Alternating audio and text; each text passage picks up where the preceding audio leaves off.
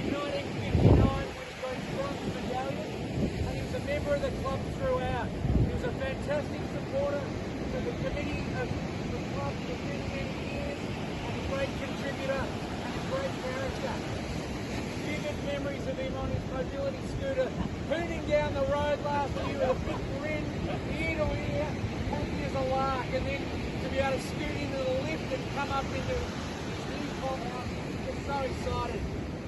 Well, we're really sad, obviously, that he passed when he did. One of the pleasing aspects, if you can have a pleasing aspect, is that only a day or two before, he had a fantastic lunch with his mates, the Buccaneers. Normie's here, Ricky, Gus, there's a few of them about. And I know it meant a lot to them. Spending time with Marcus, talking shit, having a bit of fun, telling stories. They probably got better and better every year. So for everyone that's come down today to honour Marcus, on behalf of the club, I say thanks, and here's the Marcus. Have a great day.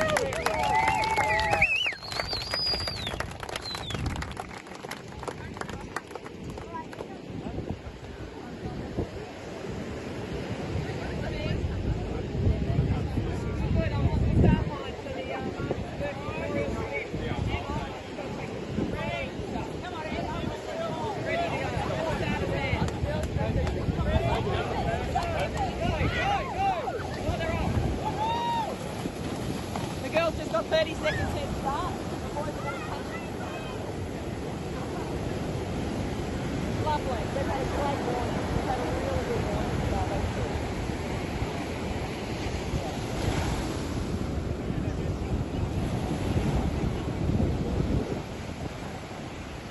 Okay. All right. Bye.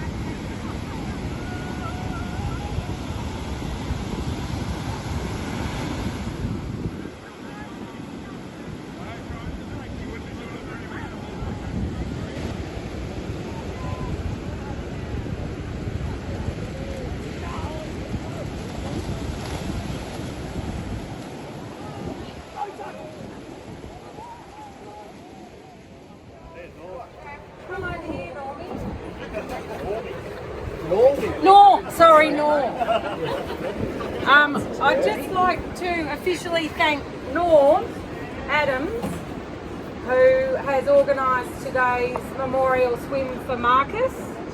Marcus, put your hand up if you're related to Marcus.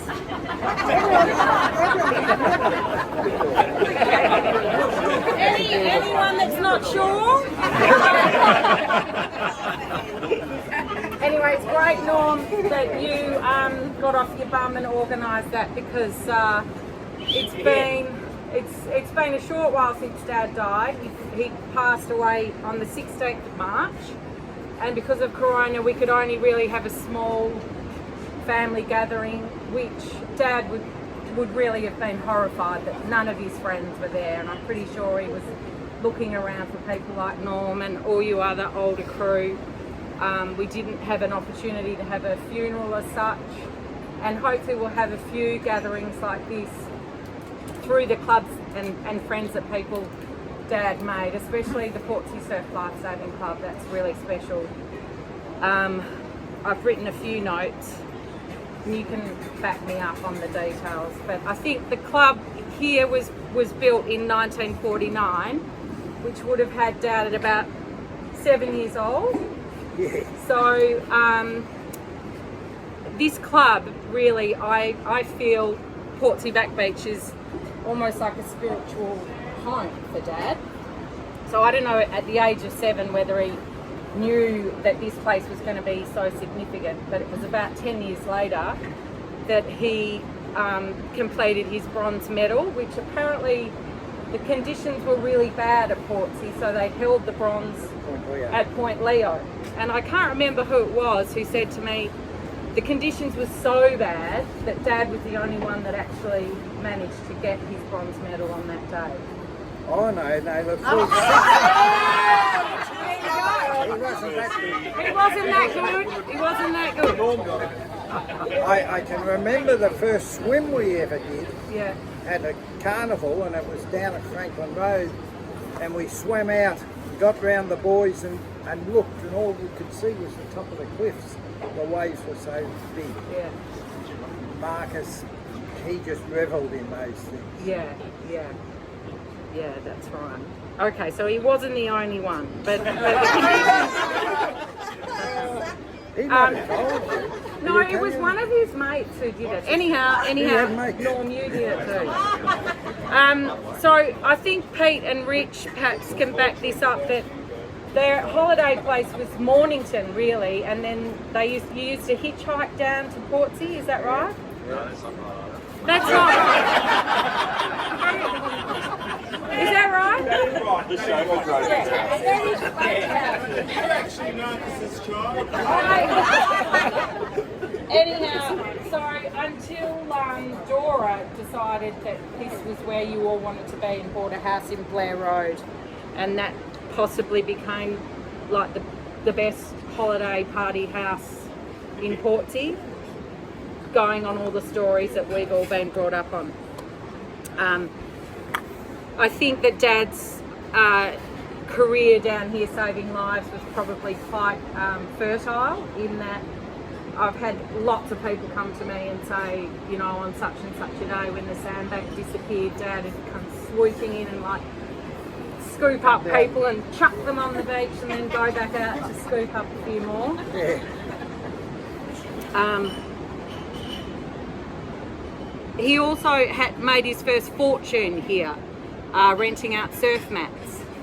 I'm not sure whether he actually did the work, but he had minions that sat on the beach with his surf mats and rented them out. Carried them down. And you had to carry them down as well? Oh yeah. Yeah. And Pete, I believe he did make a small fortune out of renting out the surf mats. Did he? Yeah. Yeah. And drank it at the Portsea pub. Yeah. Yeah.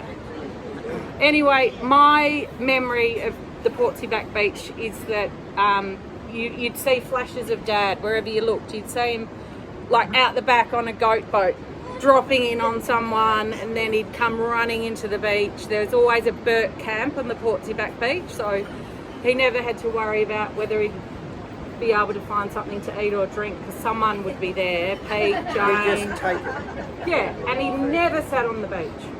Like, sitting on the beach was a complete waste of time. It was either in the water or marauding someone's picnic basket, drinking, or lying face down, sunbaking, asleep, with his total nut brown skin, which actually was not nut brown, it was bright red.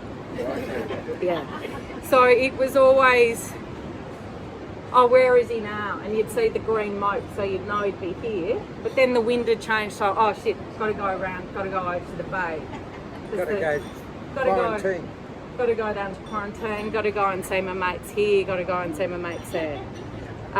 So, yeah, I think Portsea Back Beach, to me, will always be about Dad. And I think it's quite fitting that Dad's buried just maybe a K that way behind the sand dunes.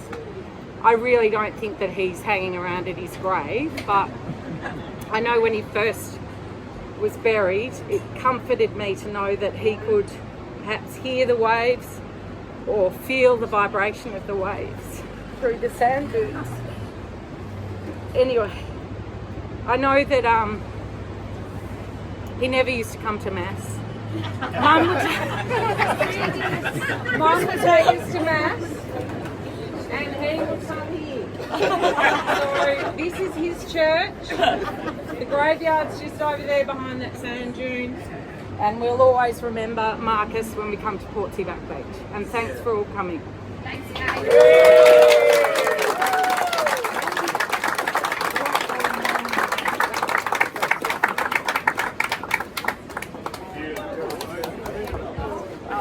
We'll do that at the cruise boat club. We'll have a series.